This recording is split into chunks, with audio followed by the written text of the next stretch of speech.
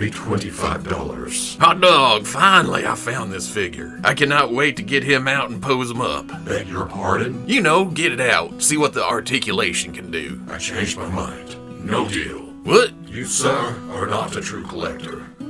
Give me that dang toy. Okay, people, today let's take a quick look at the Hasbro Star Wars Black Series Disney exclusive Dok-Ondar. And this dang flap will not stay shut. I already cut the tape just to see what was inside. We'll get to that. And yes, that price is correct. I don't know if it's because it's a Disney exclusive or that it's all new sculpt, but I had to get it. Not because I'm a big Galaxy's Edge fan. I got this because it's the first Star Wars Black Series IThORIAN, the first Hammerhead. He'll probably stay as Dok-Ondar because it is way too expensive to buy as custom fodder. I don't know.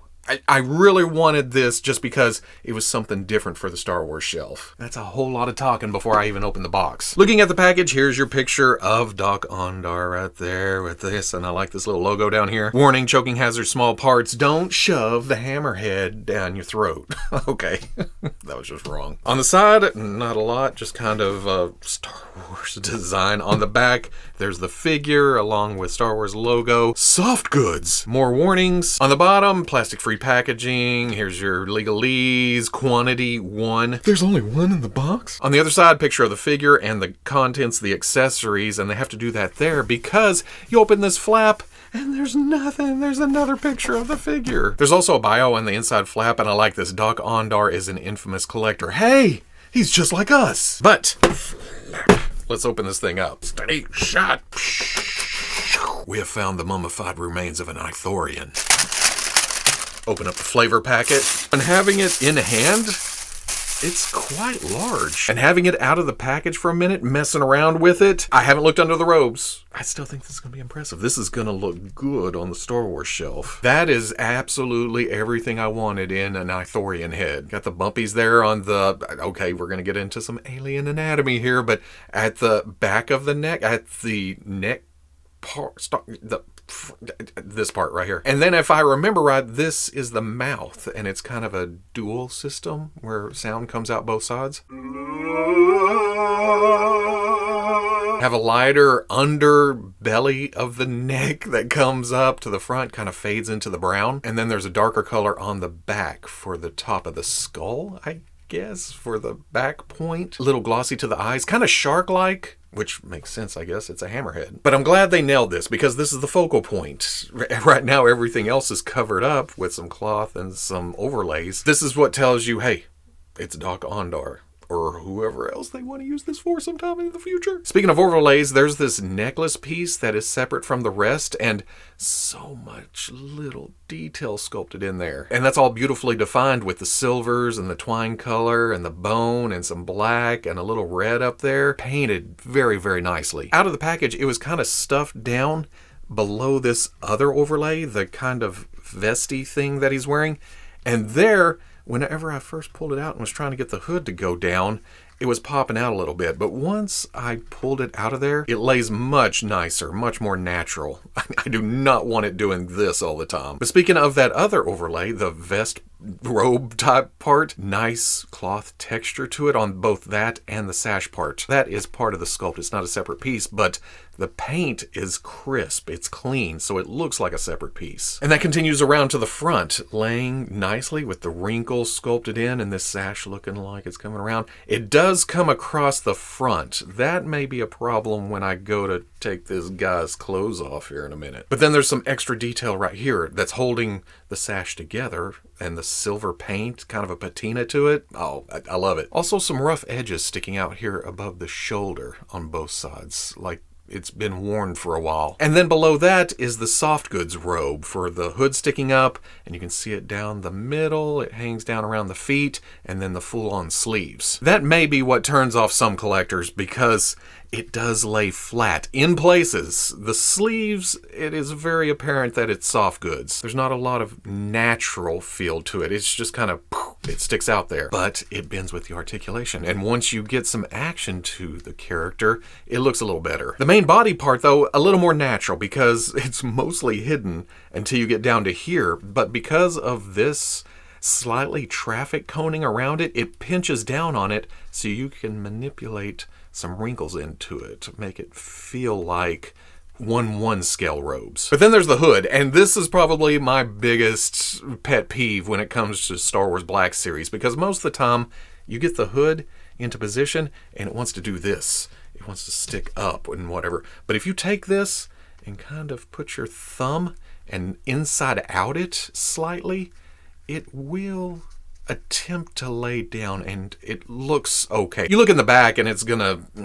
what is that, laundry? Get out of here. But at least it's not super noticeable in most angles. Can he use it? No, it doesn't really reach all the way up there. It's soft goods, so I can stretch it a little bit, maybe put some blue tack under there, but it's gonna whoosh, snap back off. Let's see what, oh no, this is gonna be tougher than I thought. Now that I think about it, we did see the digital sculpt for this at some point. We kind of know what's under here, but to see it in person, in hand, that's really what's gonna burn into my brain. Okay, have some sculpted on sleeves that come down to the elbow and then some wraps around the wrist. The lower legs do bulk out like I like to see with some IThORIAN, and then the pants are also a little ragged at the knees. Let's try taking this off. This is gonna be the problem. There's no seam, there's no snap. Oh, it came off the shoulders.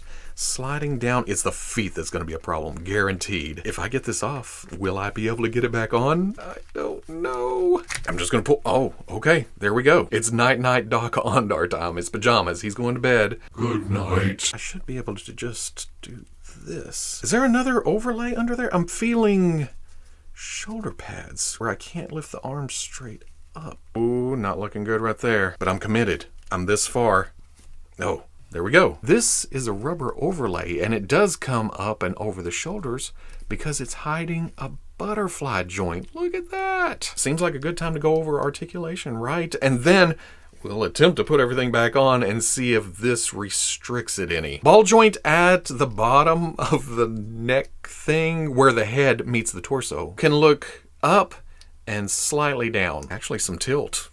I'll be damned. Swing side to side, look both ways before crossing Galaxy's Edge. Like I said, there's a butterfly joint that goes forward and back. Pin out to the shoulder, rotates all the way around. You got to kind of kick out because of that. And then a hinge goes up to there. Hinge and swivel at the elbow, past 90. That's nice. In and out. Swivel at the wrist, and then what? Up and down hinge on a, well, I guess that is a trigger finger hand. He doesn't come with any guns, but he can use one if he needs to. What's the lift? Okay, it is in and out. Ball joint at the waist gets some forward and some back and some tilt and rotation. Ball coming out to the hip. Back, out. Oh, not bad at all. Swivel at the thigh. Hinge and swivel at the knee comes up to, oh, well, look at that. Again, past 90. Then that swings in and out. Big old feet down at the bottom. Oh, whoa, way back at the hinge. Some forward facing pin for rocker. Oh man, here we go. This is going to be terrible. Let's try this time. Elbow in. Try to get them as close to the head as possible. There's a little stretch to it, but don't fight me, Doc. You've got to go to bed. There's a hand. Okay, progress. There's the head and hand number 2. It's the hump on the, well, the top of the neck. It's oddly shaped. I guess it doesn't matter if it tears right there. Again, it's going to be covered by this, but I'd still like to avoid it. Oh, it's catching on the sculpted sleeves too. Phase 1 complete. Now phase 2, this thing. And the trick to putting it back on is doing it while holding the soft goods in place. No toes, don't go in the armholes. Stop it. Kind of wiggle it in there. Oh, yes. How the hell did I do that? Okay, one arm in, arm 2. Damn it, look, watch your thumbs. There you go. I'm just gonna go for it and fix the robe after. Oh shit, this, okay. Hood up because the necklace has to go back on. Actually, is that laying down better than it was? And there you go, all back together. I would not recommend doing that too many times. There's a lot of stretching to the overlay as you try to force it over the arms, over the shoulders, and especially over the feet. And then the cloth robe is hard to get around, again, the shoulders and the head part at the same time. But it can be done. So if you're buying this for customizing, the possibility is there. Articulation-wise, though, it doesn't get in the way of the elbows. The shoulders come up, and it still hinges out to there. And the butterfly, it does kind of force it to spread back apart. Still have the torso. Doesn't really get in the way of the neck. But it's going to be the legs, right?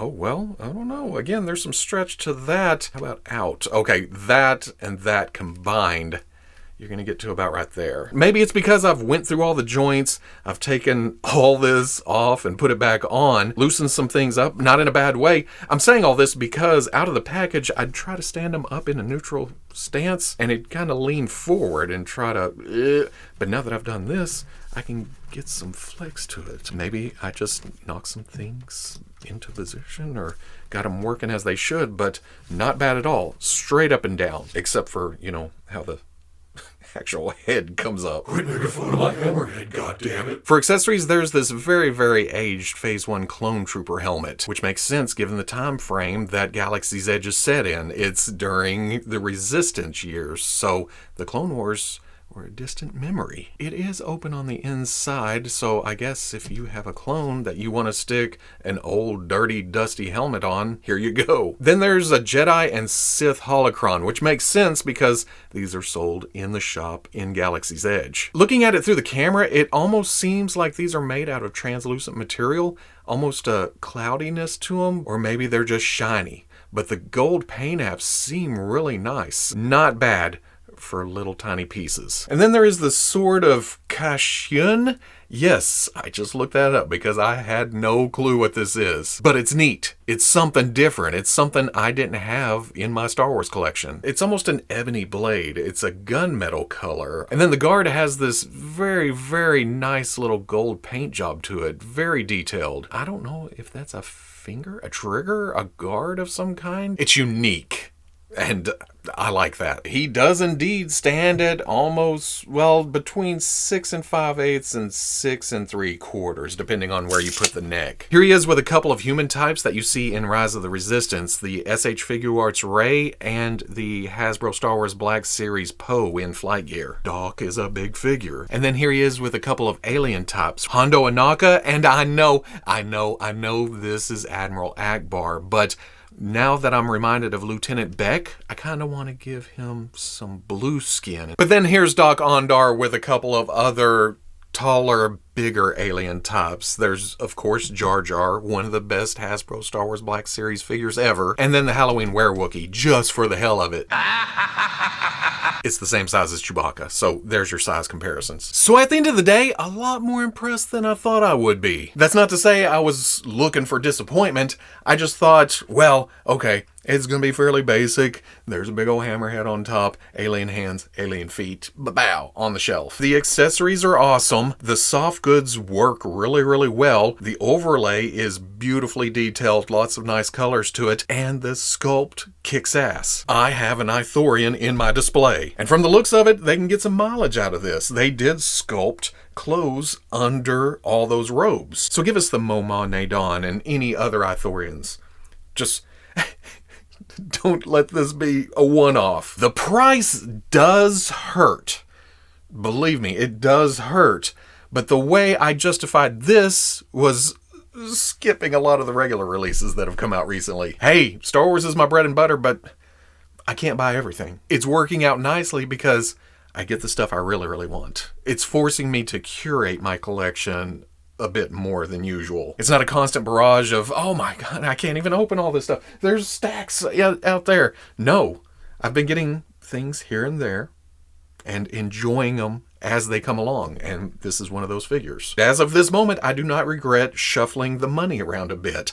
I feel like I'm enjoying this more than I would have another Imperial officer from Obi-Wan or a recruit or people in uniforms, you know? This is what I love about Star Wars Black Series. But I wouldn't mind it being a little cheaper, Hasbro.